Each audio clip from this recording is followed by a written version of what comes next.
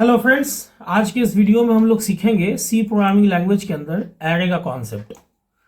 देखिए, किसी भी लैंग्वेज में एरे जो है वो एक डेटा स्ट्रक्चर होता है जो स्टैटिक भी हो सकता है और डायनेमिक भी हो सकता है, जिसका इस्तेमाल हम लोग डाटा को स्टोर करने के लिए करते हैं पॉकेट बाय पॉकेट, या आप ऐसा कह लो इंडेक्स बाय इंडेक्स।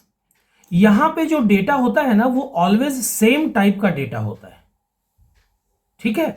और एरे का जो इंडेक्स होता है, जिसको हम लोग सब स्क्रिप्ट भी कहते हैं, वो 0 से शुरू होता है और एरे का एक फिक्स्ड साइज होता है, उसके एक कम तक जाता है।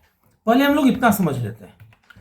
देखिए, यहां पे सपोज मैं लिखता हूं INT, मान लो मैंने लिखा माई एरे, ये एक वेरिएबल है। अब देखो, यहां पे मैंने एरे ऑपरेटर खोला और यहां मैंने डाला 5। तो ये जो डिक्लेरेशन है ना, इसने माई एरे नाम का एक फिक्स्ड साइज एरे बना लिया। ये क्या बना लिया इसने? फिक्स्ड साइज एरे बना लिया ऑफ साइज 5। और इसका जो इंडेक्स है ना वो 0 से शुरू होके 4 तक जाएगा। या इंडेक्स को आप पॉकेट नंबर भी बोल सकते हैं या फिर सबस्क्रिप्ट भी बोल सकते हैं। और यहां पे जो हम लोगों ने ये जो ऑपरेटर यूज किया है ना, ये कहलाता है एरे या सब स्क्रिप्ट ऑपरेटर। और चूंकि यहां पे मेरा जो ये एरे है माई एरे, इसकी साइज क्या है भाई? तो इसकी साइज 5 है ना।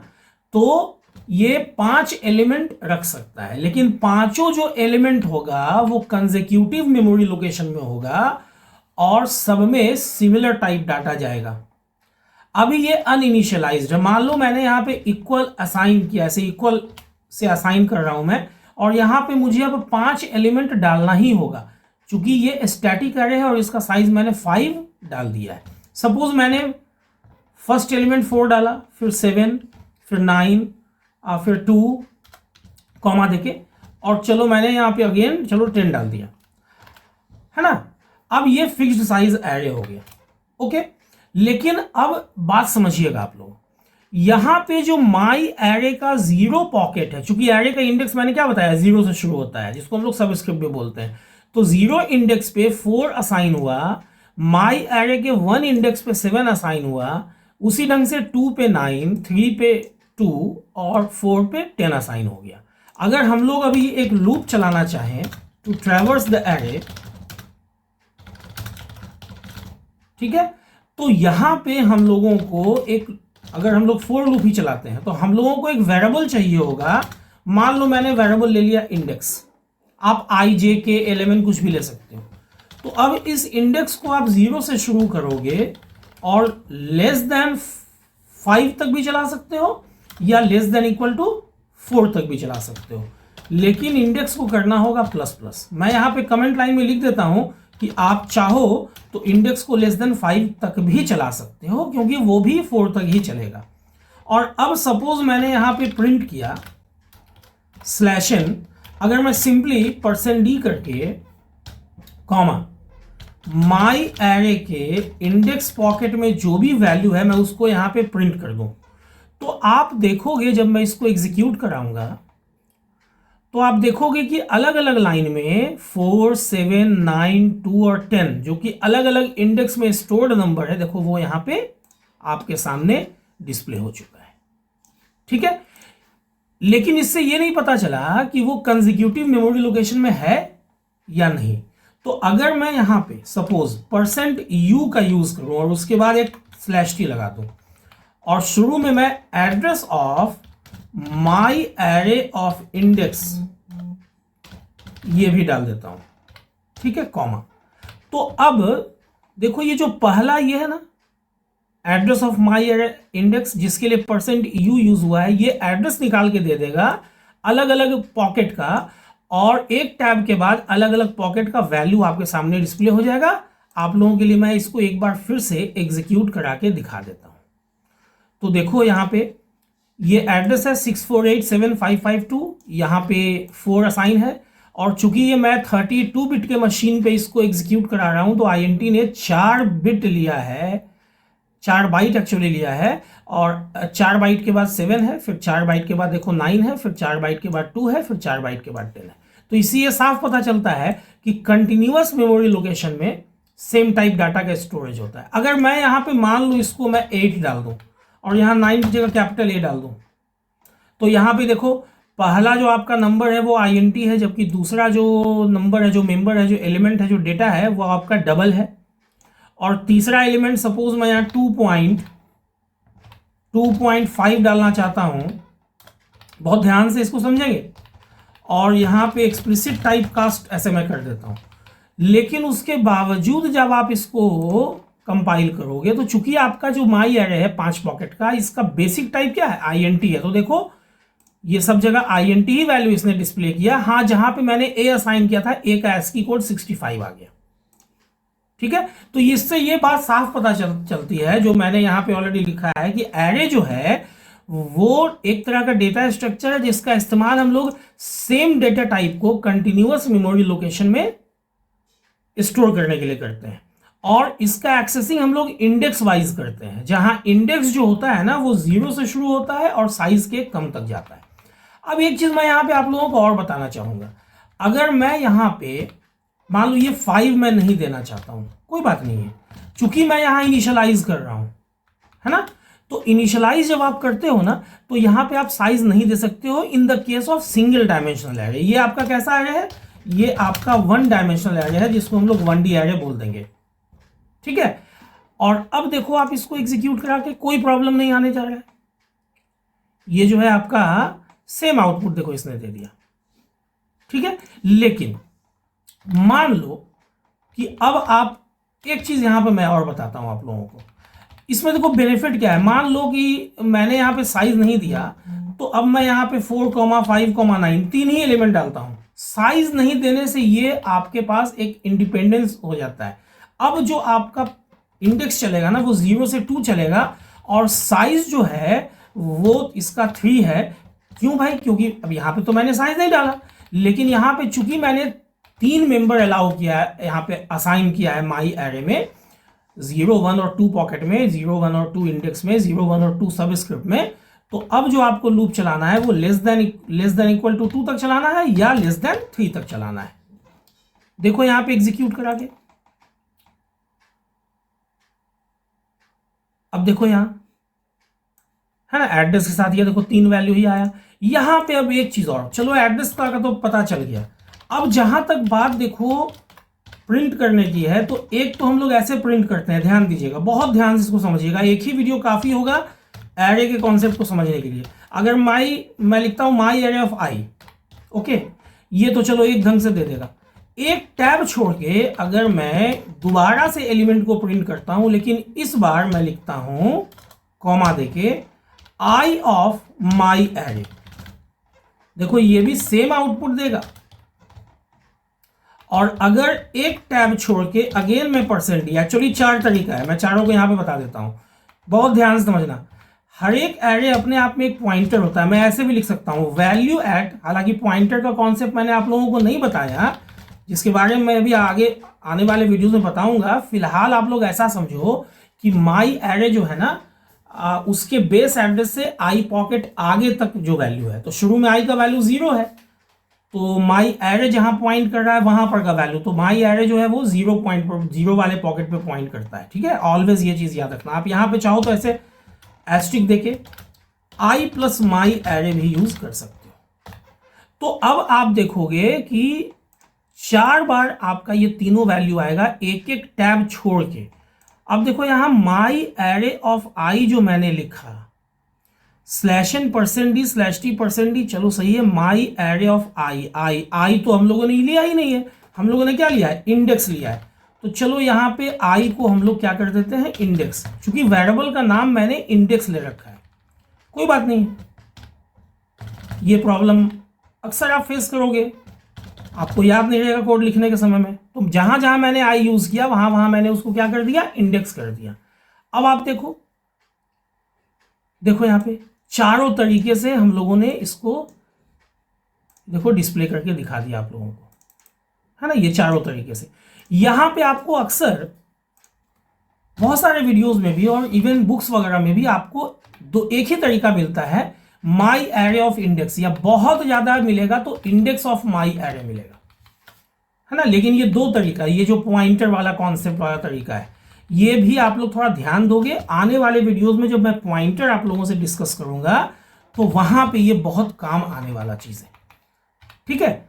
अब देखो ये जो वन डायमेंशनल एरे है, यहां अगर मैं चाहूं कि नहीं ऐसा है ना कि मैं ऐसे डिक्लेयर कर लूं माई एरे और उसके बाद मैं यूजर से इनपुट लूं, तो यहां माई जब आप इनिशियलाइज नहीं कर रहे हो ना, तो आपको यहां पे पॉकेट देना होगा, मैक्सिमम साइज आपको देना होगा। अब आप एक लूप चलाओगे। चलो इस बार मैं क्या करता हूं कि इंडेक्स को आई ही कर देता हूं, और यहां पे क्यों करूं, यहीं पे कॉमा देके आई नाम का भी वेरिएबल बना लेता हूं। अब मैं एक लूप चलाता हूं, loop to take input to fill the array, और इनपुट हम लोग कहां से लेंगे, यूजर से लेंगे। तो हम लोग क्या लिखेंगे, four I equal 0, I is less than और इक्वल टू कितना 4, आप चाहो तो लेस देन 5 भी लिख सकते हो। और यहां यूजर के लिए हमने मैसेज दिया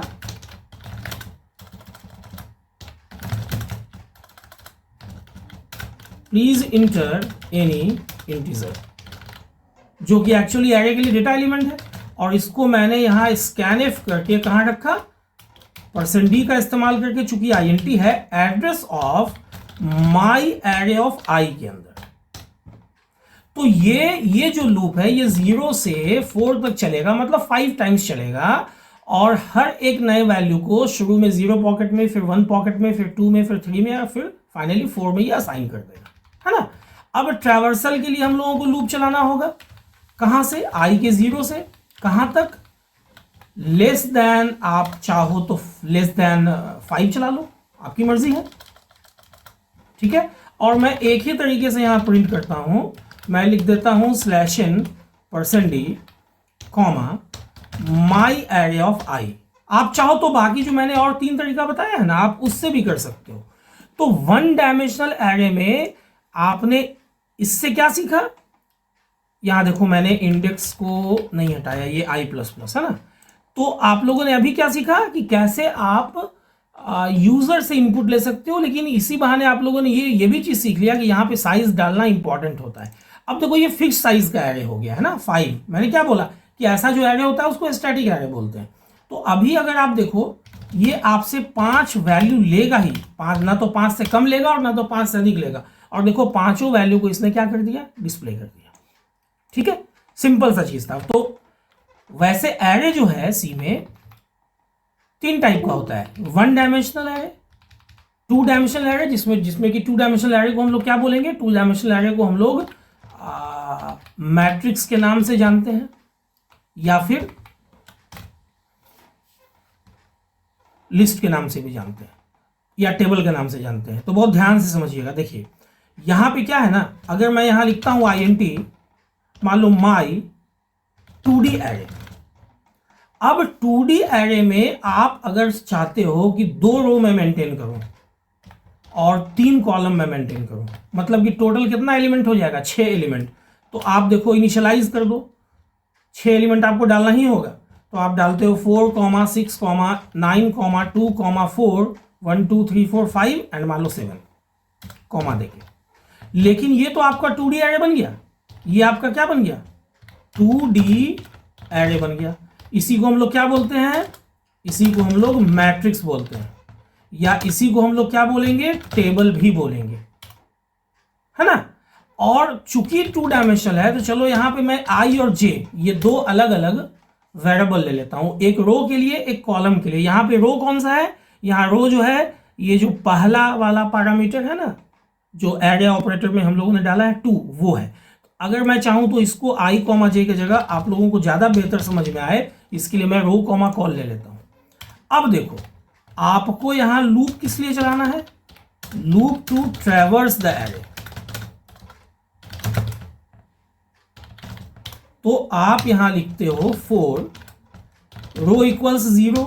देखो रो कहां तक चल रहा है, आपके पास 2 ही रो है ना, 0 से शुरू हुआ तो 0 से 1 ही तक चलेगा ना। तो आप लेस देन इक्वल टू 1 लिखोगे, या आप चाहो तो यहां पे मैं यहां कमेंट लाइन में लिखता हूं, आप चाहो तो लेस देन 2 भी लिख सकते हो, ये आपकी मर्जी है। और अंदर वाला जो रो है वो कॉलम के लिए चलेगा, कॉलम अगेन 0 से चलेगा और कहां तक चलेगा, देखो कॉलम की संख्या 3 है जो कि 0 से 2 तक चलेगी, तो आप लेस देन इक्वल टू 2 लिखोगे और कॉल को कर दोगे प्लस प्लस। यहां पे फिर मैं कमेंट में लिख देता हूं कि आप चाहो तो यहां पे लेस देन 3 भी लिख सकते हो। अब देखो मैंने यहां पे लिखा प्रिंटफ, हालांकि देखो अभी यहां पे कर्ली ब्रेसेस देने की जरूरत नहीं थी, और सेम लाइन में मैंने प्रिंट कर दिया। अभी मैं उस चीज को भी दिखाऊंगा, बहुत ध्यान से वीडियो के लास्ट तक बने रहेंगे। अब मैं यहां माई 2D एरे के रो कॉल में जो वैल्यू है मैं उसको डिस्प्ले करता हूं, और इनर लूप से बाहर आने के बाद मैं लाइन चेंज कर देता हूं। देखो क्या बेनिफिट होगा ये डिजाइनिंग के लिए, बात समझिएगा। ये देखिए यहां पे ये जो आउटर लूप है, ये आपका ये आउटर लूप क्या चीज के लिए चल रहा है, रो के लिए चल रहा है, और ये जो है ये आपका इनर लूप है जो कॉलम के लिए चल रहा है, इनर लूप फॉर कॉलम। और मैंने कुछ वीडियोस में ये बताया है पैटर्न प्रिंटिंग के वीडियो में कि ऐसे कॉन्सेप्ट को हम लोग क्या बोलते हैं, कॉन्सेप्ट ऑफ नेस्टेड लूप बोलते हैं, कॉन्सेप्ट ऑफ नेस्टेड लूप कहा जाता है। ठीक है, तो ऑलवेज याद रखिएगा जब भी 2 डायमेंशनल एरे होगा ना तो आपका ये नेस्टेड लूप का कॉन्सेप्ट चलेगा ही चलेगा। अब देखो ऐसा करने से क्या हुआ, बात समझिए। जब रो के 0 के लिए अंदर आया तो रो के 0 के लिए जब कॉल 0 to 2 चला ना, तो जो भी एलिमेंट प्रिंट हुआ, जो भी कौन सा एलिमेंट भाई प्रिंट हुआ होगा 4, 6 और 9, तो 4, 6 और 9 जो है ना वो एक ही लाइन में प्रिंट होगा, उसके बाद लाइन चेंज हो जाएगा। फिर रो के 1 के लिए जब कॉल 0 to 1 चलेगा तो अगले लाइन में सेम लाइन में 2, 4, 7 प्रिंट होगा। तो देखो आउटपुट देखने पे साफ पता चलेगा कि ये आपका मैट्रिक्स प्रिंट हो रहा है। देखो 4, 6, 9, 2, 4, 7। यहां पे बहुत ज्यादा अगर हम लोग कुछ कर सकते हैं तो एक एलिमेंट प्रिंट करने के बाद हम लोग एक टैब दे देते हैं। उससे क्या होगा भाई, उससे होगा ये कि देखो ये थोड़ा सा मैट्रिक्स के शक्ल से आ गया, आउटपुट थोड़ा बढ़िया आ गया। मतलब कि अगर हम लोग इसको एक मैट्रिक्स मान लें तो ये जो आपका आउटपुट है ये क्या है, ओरिजिनल मैट्रिक्स है। देखिए वीडियो थोड़ा लंबा होगा, लेकिन मैं वीडियो बनाता हूं तो ये सोच के बनाता हूं कि एक ही वीडियो काफी हो कंप्लीटली सारे कॉन्सेप्ट को समझने के लिए। और ध्यान दीजिएगा जब भी हम लोग ओरिजिनल मैट्रिक्स को प्रिंट करते हैं ना, तो एक चीज ध्यान दीजिएगा, ये जो हम लोगों का देखो जहां आउटर लूप रो के लिए चले और इनर लूप कॉलम के लिए चले, वैसे ट्रैवर्सल को कहा जाता है रो मेजर ऑर्डर ट्रैवर्सल। ये 2D एरे के साथ ये खास बात है। मैं एक चीज को एक यहां पे कमेंट लाइन बना देता हूं, आप लोग इसका स्क्रीनशॉट ले लेना। देखो रो मेजर ऑर्डर ट्रैवर्सल में क्या होता है, आउटर लूप जो होता है ना, आउटर लूप चलता है रो के लिए। इसको मैं मल्टी लाइन कमेंट लाइन बना देता हूं ताकि और अच्छे से मैं डिस्क्राइब कर सकूं। एंड जो इनर लूप होता है ना, इनर लूप जो है वो चलता है कॉलम के लिए। ये चीज आप लोगों को ध्यान रखना है। और ये चलिए यहां पे कमेंट लाइन बंद हो गया, तो उसके वजह से आप देखोगे कि जो मैट्रिक्स आपने यहां जो वैल्यू आपने असाइन किया तो वो ओरिजिनल मैट्रिक्स के फॉर्म में देखो प्रिंट होगा। पहले तो यहां तक का कॉन्सेप्ट आप लोगों को समझ लेना है। देखो द ओरिजिनल मैट्रिक्स इज ये इतना। अब एक चीज मैं और बताता हूं, देखो 2 डायमेंशनल एरे जो होता है ना, उसका ट्रैवर्सल 2 तरीके से होता है। ये तो रो मेजर ऑर्डर ट्रैवर्सल हो गया। अब हम लोग क्या करते हैं कि कॉलम मेजर ऑर्डर ट्रैवर्सल भी चलाते हैं। बहुत ध्यान से समझिएगा। अब इस बार हम लोग कॉलम मेजर ऑर्डर ट्रैवर्सल चलाते हैं। कॉलम मेजर ऑर्डर ट्रैवर्सल में क्या होता है कि आउटर लूप जो है वो रो के जगह पर, रो के लिए नहीं चल के कॉलम के लिए चलता है, और जो आपका इनर लूप होता है ना वो कॉलम के लिए नहीं चल के रो के लिए चलता है। ओके, अब इससे क्या बेनिफिट है भाई, तो पहले हम लोग चला के देख लेते हैं। ध्यान दीजिएगा, ऊपर ही से हम लोगों ने कॉपी कर लिया, थोड़ा सा खाली कोऑर्डिनेट चेंज करना होगा। आउटर लूप हम लोगों को चलाना होगा कॉलम के लिए। ओके, बहुत लोगों को मैंने देखा है कि यहाँ पे वेरिएबल का नाम चेंज कर देते हैं। ऐसा कोई ज़रूरत नहीं है, आप रो को 0 से चलाओ और इसको 2 तक चला दो, क्योंकि कॉलम की संख्या आपकी कितनी है, 3 है, और इनर लूप चूंकि आपको रो के लिए चलाना है, चलो आप वेरिएबल का नाम नहीं ही चेंज करते हो, क्या फर्क पड़ता है, आप लेस देन इक्वल टू 1 कर दो या आप लेस देन 2 तक चलाओ। लेकिन यहां मामला उलट देना है, यहां मामला क्या करना है, कॉल। क्यों भाई, कॉल क्यों? क्योंकि कॉल रो के लिए चल रहा है, बात समझिएगा, कॉल किसके लिए चल रहा है, रो के लिए चल रहा है। और हो ना हो ये आपका, आप देखोगे जब आउटपुट, तो ये आपका ट्रांसपोज निकाल देगा। अभी देखो मैं इसे एग्जीक्यूट करा के आप लोगों को दिखा देता हूं, तो आप लोग पाओगे कि यहां देखो ओरिजिनल मैट्रिक्स आपका देखो 269 था, 469 था, उसके बाद 247 था, और देखो इसका ट्रांसपोज नहीं है 469 247, मतलब कि जो रो में था वो कॉलम में आ गया और जो कॉलम में था वो रो में आ गया। तो ये एक इंपॉर्टेंट क्वेश्चन आता है, आपसे कहा जाएगा, आप ध्यान दीजिएगा, यहां पे मैं एक चीज और बताता हूं, क्या यहां ऐसा पॉसिबल है कि ये मैं जैसे सपोज कि यहां से मैं ये 3 हटा दूं और यहां से 2 हटा दूं, ध्यान समझिएगा, दोनों कोऑर्डिनेट मैंने हटा दिया। 1 डायमेंशनल एरे में तो चलो पॉसिबल था, यहां से मैंने नंबर ऑफ रोज भी हटा दिया, नंबर ऑफ कॉलम्स भी हटा दिया। अब देखो क्या कहता है ये चीज देखो, यहां एरर दे रहा है, अच्छा चलो कोई बात नहीं है। अब मैं क्या करता हूं, नंबर ऑफ रोज जो 2 था मैं उसको भी रख देता हूं, देखो अगेन ये क्या दे रहा है, एरर दे रहा है। लेकिन जैसे ही मैं नंबर ऑफ रोज को हटाता हूं, लेकिन अगर नंबर ऑफ कॉलम्स दे देता हूं, तो आप पाओगे, ये जब आप इनिशियलाइज कर रहे हो तब के लिए मैं बता रहा हूं, तो देखो ये आपका आउटपुट आ रहा है, सेम आउटपुट। तो यहां से हम लोगों को ये चीज भी सीखने का मौका मिलता है कि अगर आप 2D एरे, जिसको कि हम लोग मैट्रिक्स या टेबल के नाम से भी जानते हैं, अगर आप इसको डिक्लेयर कर रहे हो और साथ में अगर आप इनिशियलाइज भी कर रहे हो, तो आपके पास 2 तरीका है, या तो आप नंबर ऑफ रोज और नंबर ऑफ कॉलम्स दोनों दे दो, या नहीं तो नंबर ऑफ रोज मत दो लेकिन नंबर ऑफ कॉलम्स दे दो। आप ऐसा नहीं कर सकते हो कि नंबर ऑफ रोज दे दोगे और नंबर ऑफ कॉलम्स नहीं दोगे, या दोनों नहीं दोगे। कहने का यह मतलब है कि देखो, बात समझिएगा इस चीज को, अगर आप एक मैट्रिक्स बनाते हो, इनिशियलाइज भी आप कर रहे हो, ये चीज समझना, 2 और 3 देते हो और इज इक्वल टू ऐसा करके आप समथिंग जो भी आपको देना देते हो, तो ये वैलिड है, ये आपका वैलिड है। लेकिन अगर आप सोचते हो कि मैं यहां पे 3 हटा दूं और 2 और ऐसे दे दूं, तो ये वैलिड नहीं होगा। सिमिलरली अगर आप 2 हटा देते हो लेकिन 3 रहने देते हो, तो ये आपका वैलिड होगा। लेकिन अगर आप दोनों का दोनों हटा दोगे ना, तो ये आपका इनवैलिड हो जाएगा, नॉट वैलिड। नॉट वैलिड मतलब इनवैलिड, यहां पे भी मैं लिख देता हूं नॉट वैलिड मतलब इनवैलिड। तो ये पॉइंट भी बड़ा इंपॉर्टेंस रखता है, ठीक है। तो इसका आप लोग थोड़ा सा वीडियो पॉज करके स्क्रीनशॉट ले लेना, मैं इसे डिलीट कर दे रहा हूं। लेकिन अब समझो, मान लो कि मैंने माई 2D एरे ही बनाया 2 3 और मैं नहीं चाहता हूं कि इसको मैं इनिशियलाइज करूं। अच्छा एक चीज और यहां पे देखो, यहां पे मैं ऐसे भी इनिशियलाइज कर सकता हूं, भाई ये पहला रो का चीज है और ये दूसरा रो का चीज है, आप ऐसे भी इनिशियलाइज कर सकते हो।